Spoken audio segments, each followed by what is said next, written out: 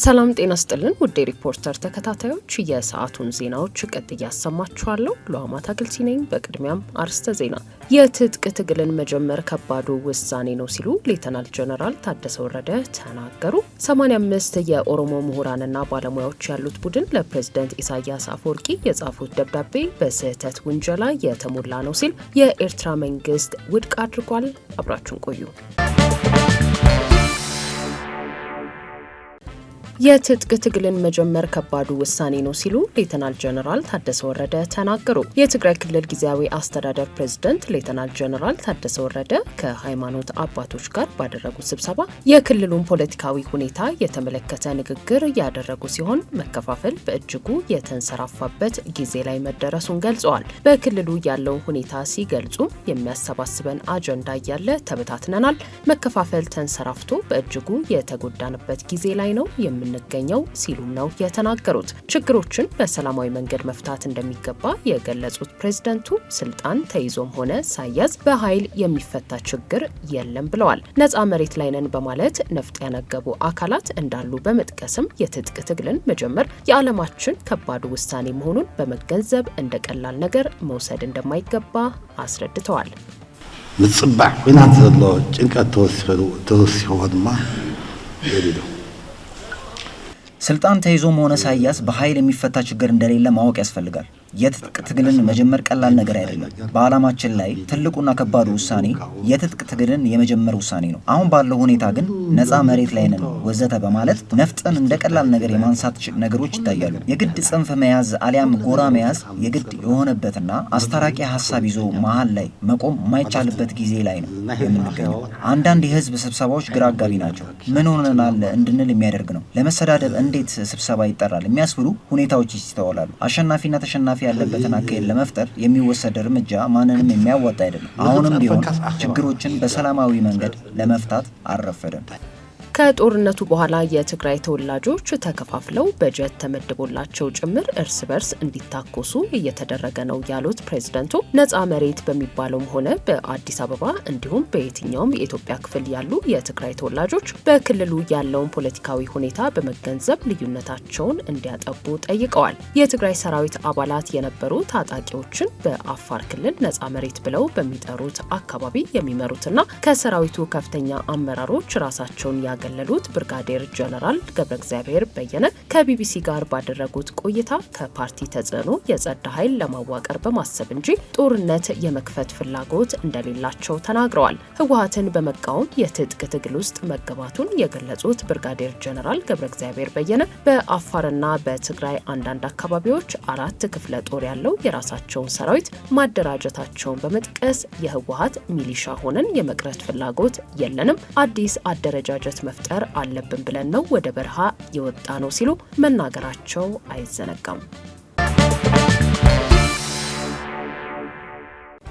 85 የኦሮሞ ምሁራንና ባለሙያዎች ያሉት ቡድን ለፕሬዝዳንት ኢሳያስ አፈወርቂ የጻፉት ደብዳቤ በስህተት ውንጀላ የተሞላ ነው ሲል የኤርትራ መንግስት ውድቅ አድርጓል። 85 የኦሮሞ ምሁራንና ባለሙያዎችን የያዘ ስብስብ ከቀናት በፊት ለኤርትራው ፕሬዝዳንት ኢሳያስ አፈወርቂ በጻፉት ደብዳቤ በቅርቡ የኤርትራ 34ኛ የነጻነት በዓል ላይ ባደረጉት ንግግር በኦሮሞ ማንነት ላይ ያነጣጠረ የቃላት ጥቃት መፈጸማቸውን በመግለጽ የፕሬዝዳንቱን ንግግር እንደሚኮንኑ ገልጸው ነበር። የምሁራኑና ባለሙያዎቹ ደብዳቤ ላይ እንደሰፈረው የኢትዮጵያውን ብልጽግና ፓርቲ ለማጥቃት የሚመስለው ንግግሮት በኦሮሞ ማንነት ላይ ግልጽና የከረረ ጥቃት በመሆኑ ከፍተኛ ቅሬታን የፈጠረና ኤርትራ በህዝባችን ዘንድ የነበራትን አዎንታዊ አመለካከት ያበላሸ ነበር በማለት ለፕሬዝዳንት ኢሳያስ ገልጸዋል። በማከልም የኤርትራ ፖለቲካ ከቅርብ ዓመታት ወዲህ በያዘው ጤናማ ያልሆነ አካሄድ በ2020 የመጀመሪያ ደብዳቤያችንን ስንጽፍ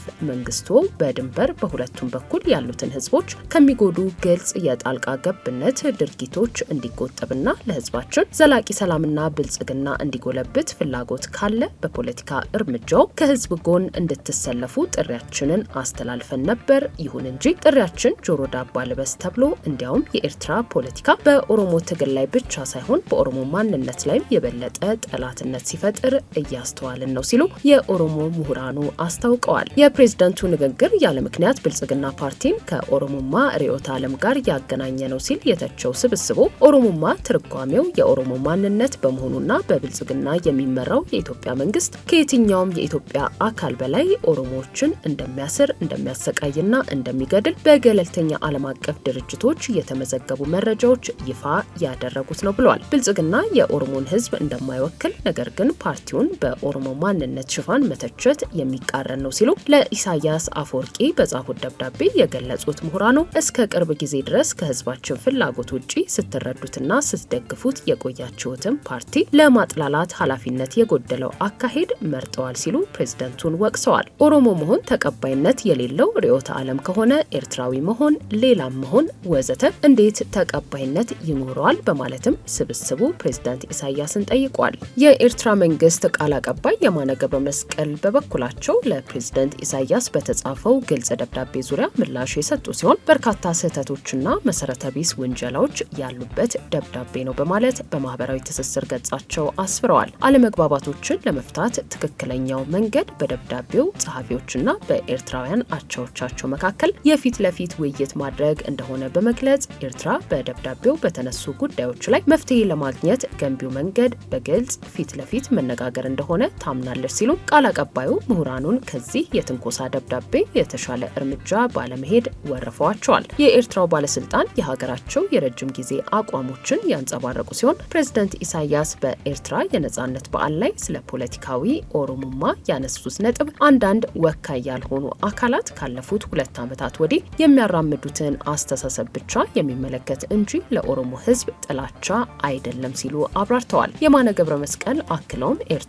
ለኦሮሞ ህዝብና ባህል ከምንም በላይ ክብር አላት ያሉ ሲሆን የኤርትራ ቆራጥ አጋርነትና ጠንካራ ድጋፍ ለኢትዮጵያ ህዝብ በተለይም ለኦሮሞ ህዝብ መሰረታዊ መብትን ለማስከበር የሚያደርገውን ትግል እያደረገ ከ50 ዓመታት በላይ ተሻግሯል ብለዋል። ኤርትራ ለአፍሪካ ቀንድ ሰላምና ፍትህ ቁርጠኛ ነች ያሉት ባለስልጣኑ የጦርነት ጉሰማ ያለው ከኤርትራ በኩል ሳይሆን ሉዓላዊ የኤርትራ ግዛቶችን ለመውረድ በግልጽ በሚንቀሳቀሱት አካላት በኩል መሆኑ ከማንም የተሰወረ አይደለም ሲሉ ገልጸዋል።